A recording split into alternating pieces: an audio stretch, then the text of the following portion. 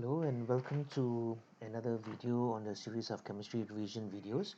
For today we will be revising the topic on salts, focused mostly on qualitative analysis or short form for QA. Okay, now for QA, there are a couple of things that you need to remember first. You need to remember, for example, how do you test for cations, how do you test for anions, and how do you test for gases. Okay, so for this video I will be focusing on what is the thought process required to answer questions involving QA. Okay, so let's take a look at the first question. Which of the following are not correct matches? Okay, so let's take a look. 1. Alkaline solution of aluminum nitrate warmed with aluminum foil. Now, the moment you see aluminum foil, you should think about actually test for nitrate ion. Okay, and furthermore, you know that there's a nitrate ion here and there is an alkaline solution. Probably, perhaps they have added sodium hydroxide. Okay, so the moment you see sodium hydroxide or alkaline solution with aluminum foil, you should know that this is a test for nitrate. And if nitrate is present, then indeed you will get ammonia gas. Okay, so this is a confirmed test for nitrate, so this is a correct match. Okay, so for choice number 2, ammonium sulfate warmed with dilute nitric acid. Now this is a salt and this is an acid. Now salts and acid don't usually give you anything unless of course it is a precipitation reaction. So in this case, no ammonia gas will be given off. Okay. The third one, copper warmed with dilute sulfuric acid. Now this is a metal reacting with an acid. So usually it will give you salt and hydrogen. But in this case, it is copper, which you know is an unreactive metal. So definitely there will be no hydrogen given off in this particular reaction. Okay, so here, which is the one that's correct match? Basically, only 2 and 3 are not correct matches because 1 there's a correct match. So the answer in this case is C. Okay, now throughout this whole video you can pause and rewind and just replay back certain sections if you really need to. Okay, so let's take a look at question number 2.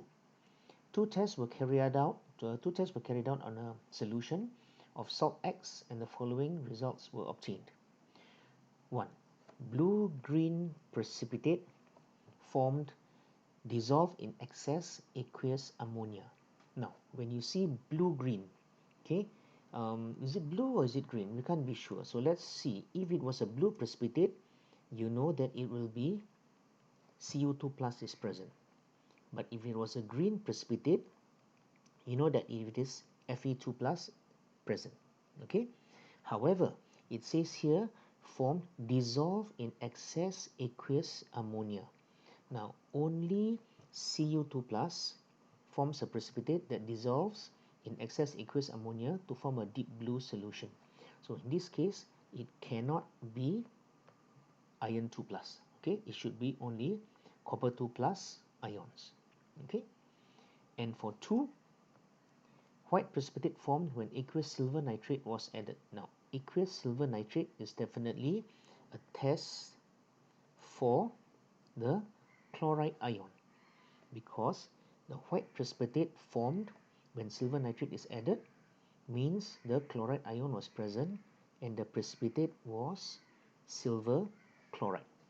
So in this case, we know that we have the chloride ion present and we know that we have the copper 2 ions present. Okay, so which means in this case, the answer is A. Okay, so let's move on to the next question. Okay, so let's zoom in a bit more. Number 3. Which of the following shows the correct color changes when sulfur dioxide gas reacted with acidified potassium manganate 7? Okay, now this is actually a classic test for the sulfur dioxide gas. We know that potassium manganate is a purple solution. Okay, and not only is it purple, purple is the color, but it is an oxidizing agent. Okay, sulfur dioxide is a colorless gas, it's very pungent, but we know that this is actually a reducing agent. Okay, reducing agent. But more importantly, when the sulfur dioxide reacts with the purple potassium manganate, the purple potassium manganate becomes colorless. Okay, so the answer to this question will be purple changes to colorless. Okay, okay, so let's go to question number 4. Which of the following will not give a graph as shown? Okay, so we are looking for something that will not give this kind of graph. So let's take a look. We're talking about, here we're comparing mass of precipitate and volume of reagent added. Now you can see in the first half of the graph, actually the precipitate, mass of the precipitate increases. So here we can say that the precipitate is formed. Okay, but when more of the certain reagent was added, the mass of the precipitate decreased to 0. So here basically we can tell you that the precipitate dissolved. Okay, so let's see which of these reactions will give us this sort of precipitate profile. Okay, so number 1, mixing equal amounts of aqueous calcium nitrate and sodium hydroxide followed by nitric acid. So when we first add calcium nitrate to sodium hydroxide, what will we see? Okay, when we interchange the ions, we can actually see that we will form calcium hydroxide. Okay, and of course we will get the remaining substance will be sodium nitrate. Okay, we can balance the equation by putting a 2 here. Now we know that this calcium hydroxide is slightly insoluble, so you should get a precipitate. Okay, now this precipitate now would react with the dilute nitric acid. So what happens when calcium hydroxide, which is a solid, reacts with the nitric acid, okay, aqueous nitric acid? Now we know that this is a acid and this is a base or alkali, so we will get salt and water. So what is my salt? I will get calcium nitrate, which you know all nitrates are soluble, so this will actually be soluble and we will get water.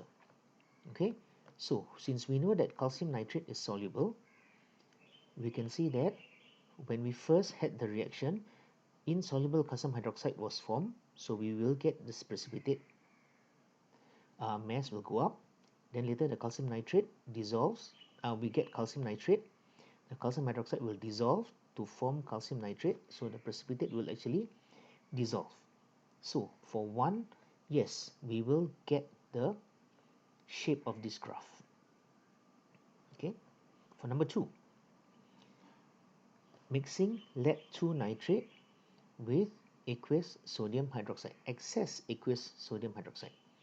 Now we know when we add sodium hydroxide, we are usually testing for, what are we testing for? We are testing for cation.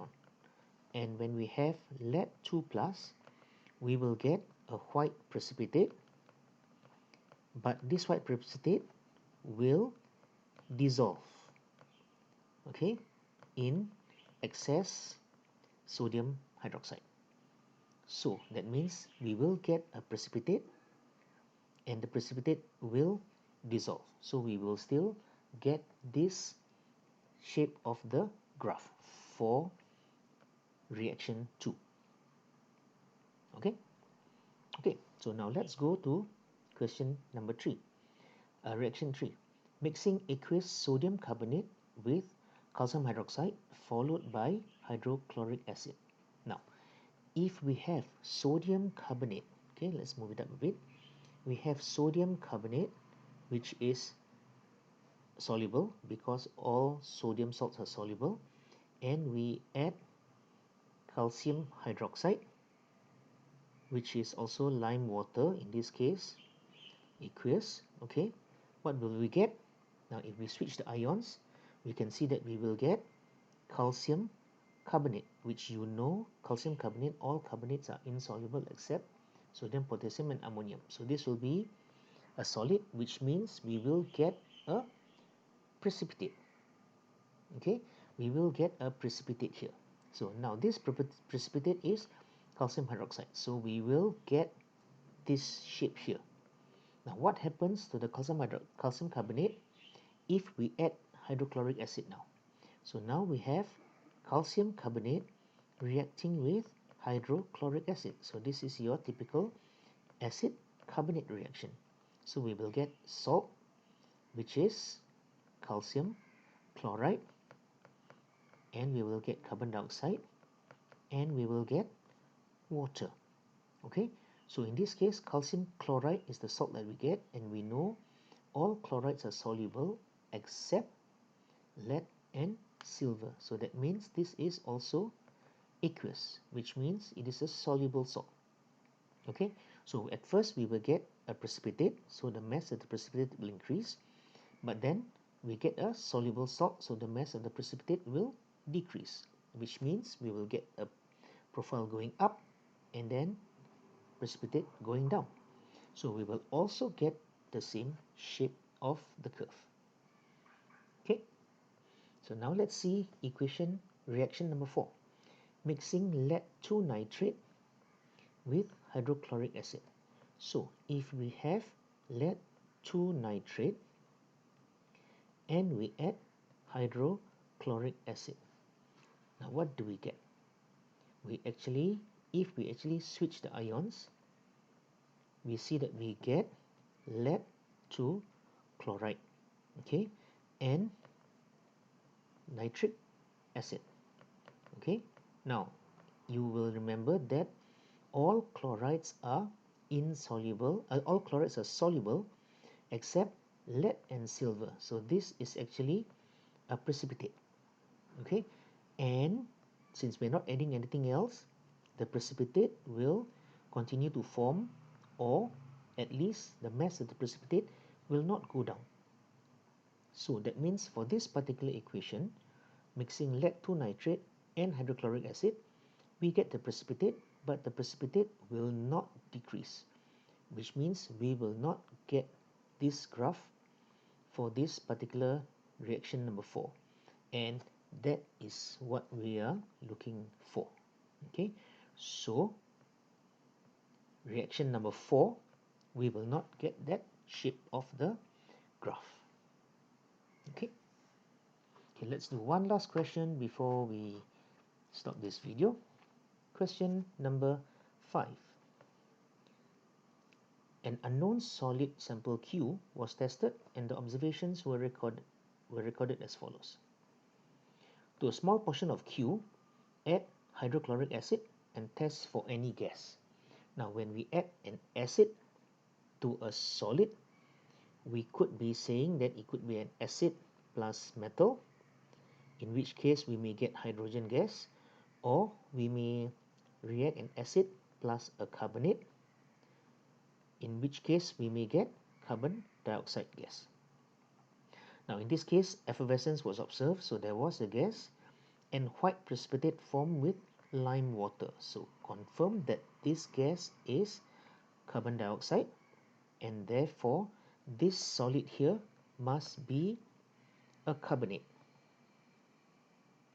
So we know that it is already a carbonate, which means we can eliminate the chloride A and the chloride C. Okay, so now let's take a look at test number 2. Dissolve some of solid Q in half a test tube of water, divide the resulting solution into two equal portions. Now it can dissolve. That means Q is a soluble carbonate. Okay, it is a soluble carbonate, so it could be sodium, ammonium, potassium. But in this case, we are left with sodium and ammonium, so that doesn't really help us a lot. Okay, so now let's take a look at reaction A. To the first portion, add aqueous sodium hydroxide until excess, which is a typical test for cation, and we see that there's no change observed. When we warm the mixture, we do not get a gas. Now, what are the choices available? We have sodium and ammonium. Now, if there was an ammonium ion present here, if ammonium ion was present and we heated it with sodium hydroxide, we warm it with sodium hydroxide, we would get ammonia gas. Okay, but because there was no gas evolved, we can confirm that it is not an ammonium ion. Therefore, it must be a sodium ion, which means the answer here is sodium carbonate. Okay, so let us quickly recap here. Getting carbon dioxide when we added an acid means it was a carbonate, and no gas evolved when we warmed with sodium hydroxide means ammonium ion was not present, it was absent, which means the answer has therefore be sodium carbonate.